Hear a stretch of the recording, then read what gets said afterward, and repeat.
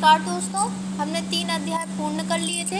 आज हम भगवत गीता का चौथा अध्याय पढ़ने जा रहे हैं। इसके उपरांत श्री कृष्ण महाराज बोले, हे अर्जुन, मैंने इस अविनाशी योग को कल्प के आदि में सूर्य के प्रति कहा था और सूर्य ने अपने पुत्र मनु के प्रति कहा और मनु ने अपने पुत्र राजा इक्ष्वाकु के प्रति कहा। इस प्रकार परंपरा से प्राप्त हुआ इस योग को ऋषियों ने जाना, परंतु हे अर्जुन, वह योग बहुत काल से इस पृथ्वी लोक में लोप हो गया था। वही यह पुरातन योग अब मैंने तेरे लिए वर्णन किया है, क्योंकि तू मेरा भक्त और प्रिय सखा है, इसलिए तथा यह योग बहुत उत्तम है और रहस्य अर्थात अति मर्मार्थ विषय है। इस प्रकार भगवान श्री कृष्ण चंद्र महाराज के वचन सुनकर अर्जुन ने पूछा, हे भगवान, आपका जन्म तो आधुनिक अर्थात अब हुआ है और सूर्य का जन्म बहुत पुराना है, इसलिए इस योग को कल्प के आदि में आपने कहा था, यह मैं कैसे जानूं? इस पर श्री कृष्ण महाराज बोले, हे अर्जुन, मेरे और तेरे बहुत से जन्म हो चुके हैं, परंतु ये परम तप उन सबको तू नहीं जानता और मैं जानता हूँ। मेरा जन्म प्राकृत मनुष्यों के सदृश नहीं है। मैं अविनाशी स्वरूप आजन्मा होने पर भी तथा सब भूत प्राणियों का ईश्वर होने पर भी अपनी प्रगति को अधीन करके योग माया से प्रकट होता हूँ। हे भारत, जब जब धर्म की हानि और अधर्म की वृद्धि होती है, तब तब ही मैं अपने रूप को रचता हूँ अर्थात प्रकट करता हूँ, क्योंकि साधु पुरुषों का उद्धार करने के लिए और दूषित कर्म करने वालों का नाश करने के लिए तथा धर्म स्थापन करने के लिए युग युग में प्रकट होता हूँ। इसलिए हे अर्जुन, मेरा वह जन्म और कर्म दिव्य अर्थात अलौकिक है। इस प्रकार जो पुरुष तत्व से जानता है, वह शरीर को त्याग कर फिर जन्म को नहीं प्राप्त होता है, किंतु मुझे ही प्राप्त होता है। हे अर्जुन, पहले भी राग, भय और क्रोध से रहित अन्याय भाव से मेरे में स्थिति वाले मेरे शरण हुए बहुत से पुरुष ज्ञान रूप तप से पवित्र हुए मेरे स्वरूप को प्राप्त हो चुके हैं, क्योंकि हे अर्जुन, जो मेरे को जैसे भजते हैं, मैं भी उनको वैसे ही भजता हूँ। इस रहस्य को जानकर ही बुद्धिमान मनुष्यगण सब प्रकार से मेरे मार्ग के अनुसार बरताते हैं। जो मेरे को तत्व से नहीं जानते हैं, वे पुरुष इस मनुष्य लोक में कर्मों के फल को चाहते हुए देवताओं को पूजते हैं और उनके कर्मों से उत्पन्न हुई सिद्धि भी शीघ्र ही होती है, परंतु उनको मेरी प्राप्ति नहीं होती।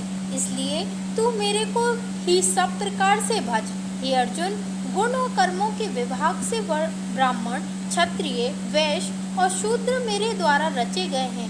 उनके कर्ता को भी मुझ अविनाशी परमेश्वर को तू अकर्ता ही जान, क्योंकि कर्मों के फल में मेरी स्पृहा नहीं है, इसलिए मेरे को कर्म लियापन मान नहीं करते। इस प्रकार जो मेरे को तत्व से जानता है, वह भी कर्मों से नहीं मानता है तथा पहले होने वाले मुमुक्षु पुरुषों द्वारा भी इस प्रकार जानकर ही कर्म किया गया है। इससे तू भी पूर्वजों द्वारा सदा से किए हुए कर्म को ही कर, परंतु कर्म क्या है और अकर्म क्या है, ऐसे इस विषय में बुद्धिमान पुरुष भी मोहित है।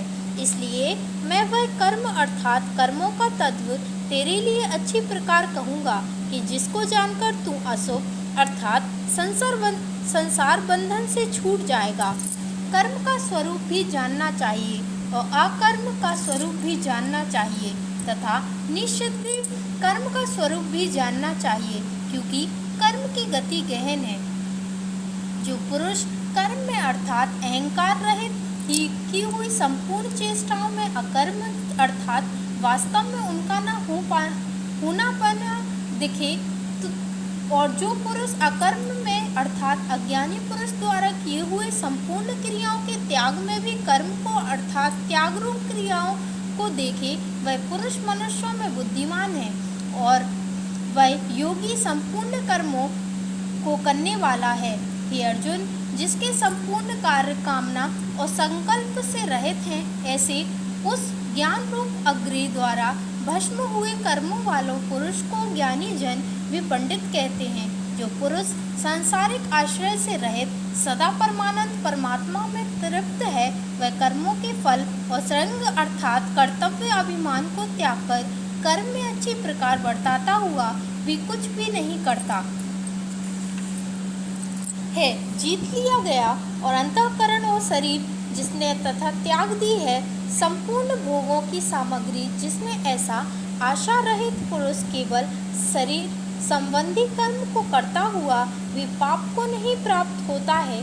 अपने आप जो कुछ अप्राप्त हो उसमें ही संतुष्ट रहने वाला और हर्ष शोक आदि द्वंद्वों से अतीत हुआ तथा मत्सरता अर्थात ईर्ष्या से रहित सिद्धि और असिद्धि में संबंध भाव वाला पुरुष कर्मों को करके भी नहीं बांधता है, क्योंकि अशक्ति से रहित ज्ञान में स्थित हुए चित्त वाले यज्ञ के लिए आचरण करते हुए मुक्त पुरुष के संपूर्ण कर्म नष्ट हो जाते हैं। उन यज्ञ के लिए आचरण करने वाले पुरुषों में से कोई तो इस भाव से यज्ञ करते हैं कि अपरण अर्थात स्त्रुवादिक भी ब्रह्म है और हावी अर्थात हवन करने योग्य द्रव्य भी ब्रह्म है, और ब्रह्म रूप अग्नि में ब्रह्म रूप कर्ता के द्वारा जो हवन किया गया है वह भी ब्रह्म ही है। इसलिए ब्रह्म रूप कर्म में समाधि स्थित हुए उस पुरुष द्वारा जो प्राप्त होने योग्य है वह भी ब्रह्म ही है। और दूसरे योगी जन देवताओं के पूजन रूप यज्ञ को ही अच्छी प्रकार से उपासते हैं अर्थात करते हैं, और दूसरे ज्ञानी जन पर ब्रह्मा परमात्मा स्वरूप अग्नि में यज्ञ के द्वारा ही यज्ञ को हवन करते हैं। अनियोगी जन श्रोत्रादिक सभी इंद्रियों को संयम अर्थात स्वाधीनता रूप अग्नि में हवन करते हैं, अर्थात इंद्रियों को विषयों से रोककर अपने वश में कर लेते हैं। और दूसरे योगी लोग शब्दादिक विषयों को इंद्रिय रूप अग्नि में हवन करते हैं, अर्थात राग द्वेष रहित इंद्रियों द्वारा विषयों को ग्रहण करते हुए भी भस्म रूप करते हैं। दूसरे योगी जन संपूर्ण इंद्रियों की चेष्टाओं को तथा प्राणों के व्यापार को ज्ञान से प्रकाशित हुई परमात्मा में स्थिति रूप योगाग्नि हवन करते हैं। दूसरे कई पुरुष ईश्वर अपरण बुद्धि से लोक सेवा में द्रव्य लगाने वाले हैं, वैसे ही कई पुरुष स्वधर्म पालन रूप तप यज्ञ को करने वाले हैं और कई अष्टांग योग रूप यज्ञ को करने वाले हैं, और दूसरे अहिंसा आदि तीक्ष्ण व्रतों से युक्त यत्नशील पुरुष भगवान के नाम का जप तथा भगवत प्राप्ति विषयक शास्त्रों का अध्ययन रूप ज्ञान यज्ञ के करने वाले हैं। दूसरे योगी जन अपान वायु में प्राणवायु को हवन करते हैं, वैसे ही अन्य योगी जन प्राणवायु में अपान वायु को हवन करते हैं तथा अन्य योगी जन प्राण और अपान की गति को रोककर प्राणायाम के प्रयाण होते हैं। दूसरे नियमित आहार करने वाले योगी जन प्राणों को प्राणों में ही हवन करते हैं। इस प्रकार योगों द्वारा नाश हो गया है पाप, जिनका ऐसे यह सभी पुरुष यज्ञों को जानने वाले हैं। हे कुरुश्रेष्ठ अर्जुन, यज्ञों के परिणाम स्वरूप ज्ञान मृतक को भोगने वाले योगी जन सनातन परम ब्रह्म परमात्मा को प्राप्त होते हैं, और यज्ञ रहित पुरुष को यह मनुष्य लोक भी सुखदायक नहीं है, फिर परलोक कैसे सुखदायक होगा।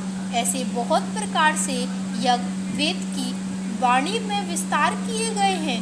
उन सबको शरीर मन और इंद्रियों की क्रिया द्वारा ही उत्पन्न होने वाले ज्ञान इस प्रकार तत्व से जानकर निष्कर्म कर्म योग द्वारा संसार बंधन से मुक्त हो जाएगा। हे अर्जुन, सांसारिक वस्तुओं से सिद्ध होने वाले यज्ञ से ज्ञान रूप यज्ञ सब प्रकार श्रेष्ठ है, क्योंकि हे पार्थ, संपूर्ण यवान मात्र कर्म ज्ञान में शेष होते हैं, अर्थात ज्ञान उनकी पराकाष्ठा है। इसलिए तत्व को जानने वाले ज्ञानी पुरुषों से भली प्रकार दंडवत प्रणाम तथा सेवा और निष्पट भाव से किए हुए प्रश्न द्वारा उस ज्ञान को जान वे मर्म को जानने वाले ज्ञानी जन तुझे उस ज्ञान का उपदेश करेंगे कि जिसको जानकर तू फिर इस प्रकार मोह को प्राप्त नहीं होगा। और हे अर्जुन,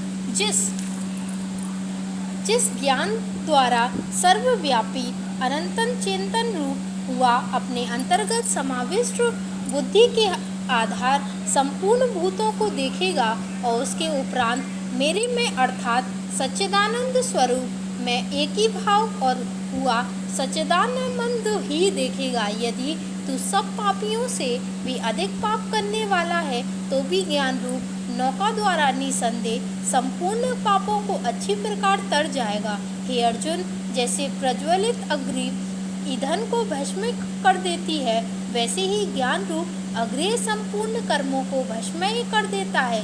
इसलिए इस संसार में ज्ञान के समान पवित्र करने वाला निसंदेह कुछ भी नहीं है। उस ज्ञान को कितने ही काल से अपने आप समन्त बुद्धि रूप योग के द्वारा अच्छी प्रकार शुद्धताकरण हुआ पुरुष आत्मा में अनुभव करता है। हे अर्जुन, जितेंद्रियन तत्पर हुआ श्रद्धावान पुरुष को ज्ञान को प्राप्त होता है। ज्ञान को प्राप्त होकर तत्क्षण भगवत प्राप्ति रूप परम शांति को प्राप्त हो जाता है। हे अर्जुन, भगवान द्वेष को जानने वाला तथा श्रद्धा रहित और संशय युक्त पुरुष परमार्थ से भ्रष्ट हो जाता है। उनमें भी संशय युक्त पुरुष के लिए तो ना तो सुख है और ना यह लोक है न परलोक है, अर्थात यह लोक और परलोक दोनों ही उसके लिए भ्रष्ट हो जाते हैं। हे धनंजय, समन्त बुद्धि रूप योग द्वारा भगवान दर्पण कर दिए गए संपूर्ण कर्म जिसने और ज्ञान कर्म नहीं बांधते हैं, इससे हे भरतवंशी अर्जुन, तू समन्त बुद्धि रूप योग में स्थित हो और अज्ञान से उत्पन्न हुए हृदय में स्थित इस अपने संशय को ज्ञान रूप तलवार द्वारा छेदन करके युद्ध के लिए खड़ा हो। धन्यवाद। यहाँ पे चौथा अध्याय हमारा समाप्त होता है। हमारे और आगे जानने के लिए, गीता के और अध्यायों को जानने के लिए हमारे चैनल को लाइक कीजिए, सब्सक्राइब कीजिए एंड शेयर कीजिए। हमारे चैनल का नाम है बिहारी जी मंदिर बसई। अभी श्राद्ध चल रहा है, श्राद्ध के टाइम पे गीता को आप ज़रूर पढ़ें, इससे बहुत ज़्यादा आप पुण्य कमाएंगे। धन्यवाद।